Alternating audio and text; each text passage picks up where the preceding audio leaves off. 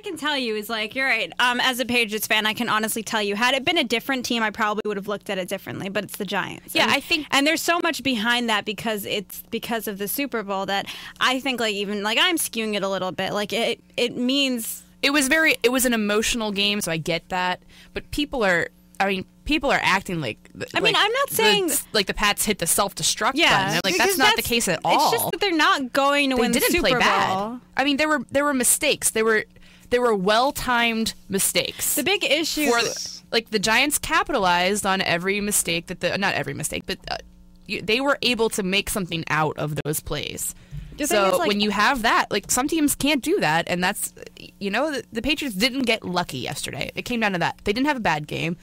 I mean, look at the score. It was down to the final minute in that game. Therefore, It was not a bad game. But it's every time the Patriots lose, it's the defense, and the flaws get more and more exposed. I think the offense made more mistakes yesterday than the defense. They did. But it's just because the Patriots have had such a terrible defense all season long that. Well, this game was two halves. The first half, the defense played really well. Yeah. And the defense for the Giants played really well. The second half, both teams made adjustments. Both teams made proper adjustments. Proper adjustments. The Patriots started going more to Gronkowski. They kind of abandoned their run game. They were just like, Woodhead's looks like he's not fully recovered. Ben Jarvis Green Ellis was banged up. They're like, we don't have Ridley looked bad. We don't have a guy that can carry the rock. They just abandoned that. Ridley was not around yesterday. So they just abandoned the ground game.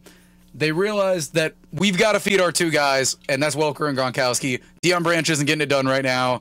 Ocho Cinco, oh my God, I couldn't believe they kept throwing him the ball. Seriously, I know. What was that? But it wasn't even all his fault. He got open on. He was targeted 5 times. Ocho Cinco was open every time. He was open, but it was a question of, did Tom Brady know where he was going? Yeah.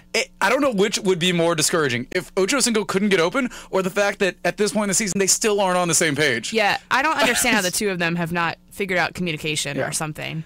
But like you said, it was definitely. I would just look at the score. It was 0-0 going into 40, the third. What is it? 43 points. They scored so much.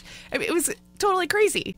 Yeah, and then, you get 44 points in the second half. The fourth quarter was out of control. Mm-hmm. So I mean, even the third, New England scored. The Giants scored 10. New England scored 3. So I mean, there was still some defense going on right there. And then it just everyone broke loose. Welker looked great yesterday. He always looks good, but I think he's a stellar performer. Like he's good. Yeah. I put him top 6. No, I mean, I think I'm not saying he's the best. I definitely don't think he's the best, but he's good. I think he fits that offense better than almost anybody would. He really does.